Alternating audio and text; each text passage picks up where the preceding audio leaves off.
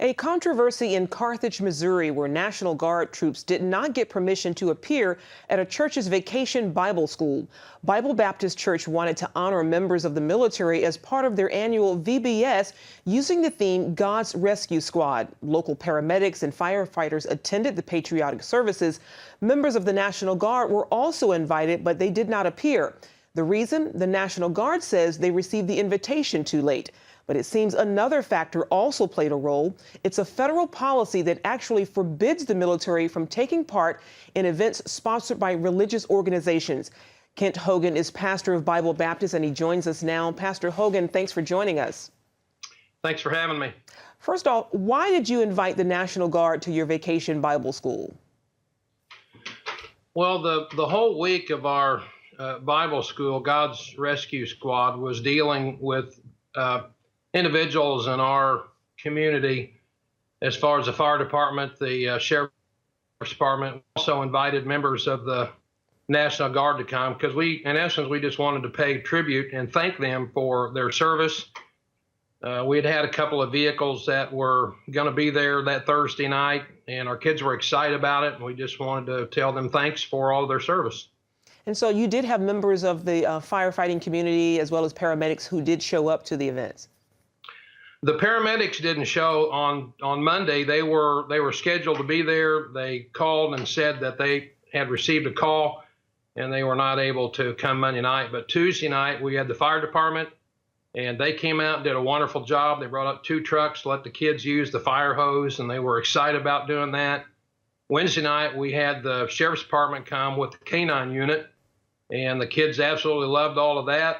And we're able to say thank you for all the service that they did. Awesome. Well, what was your response when the Guard didn't show up? Well, it was kind of interesting because we've got a couple of Guard members that are members of Bible Baptist, and we had put this into plan for a couple of weeks. One of my Guardsmen that belonged to the Carthage unit had asked on Tuesday of that week if we could have a couple of vehicles. From my understanding, they said that it really wasn't a problem.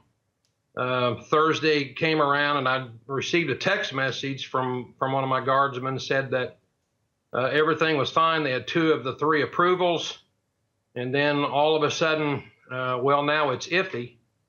So at that point, I sent an email to my state rep, Mike Kelly, and the email basically said how sad it is that the United States military cannot stand side by side with the church. He then forwarded that email on to the adjutant general. And from my understanding, a few minutes later, everything was set. I'd received a text message from my Guardsman that everything was a go. So I called Representative Kelly back and left a voicemail and said, thanks for all the work that you did. We got the ball rolling. Looks like it's done. And I no sooner hung up from that, leaving him that voicemail, that I got another text from my Guardsman saying they were not going to come now. The state got involved, and the Army said that it has a policy that they cannot. And what I was told was if they had assets on the property of Bible Baptist Church, that it would appear as if they were supporting, quote, the Baptist religion, end of quote. And that's just ludicrous. Well, the National Guard says that the request for their attendance actually came late on the afternoon of the event. What do you say to that? Well, my Guardsmen had asked on Tuesday of that week, and they had 2 of the 3 of the approvals by Wednesday, and everything was a go until I had evidently sent my message to Representative Kelly, and he called the adjutant general's office, and I guess the state got involved and said, no, we're not going to do that. And even though this was an event to actually honor the National Guard, what does that say to you that they, still were not able to come? Well, it was sad. I think our kids were, disappointed. We did not tell them why the Guard didn't come. And as far as our local unit, they were ready. They were coming until the state got involved, and that pretty much did away with it. So the policy that forbids them from actually participating, what's your reaction to that policy? I think we have lost a lot of our religious liberty without even knowing about it. One of our other guardsmen got a hold of Todd Starnes at Fox News, and Todd called me that Thursday evening and asked me what I thought about it. And I said, I read about this and I hear about this in big cities, New York City and things like that, Chicago, but Carthage, Missouri, I mean, we're right in the middle of the country.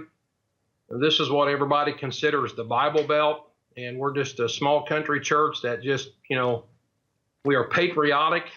We love this country. All of us love this country. And it just seems like when the military can accommodate Islam, who, in my opinion, have not really done that much for our country, when it accommodates the gay pride movement with its, military personnel marching in parades, but they can't send 2 vehicles to Bible Baptist Church, which was a community event that we had Bible school. We invited all the kids in Carthage to come.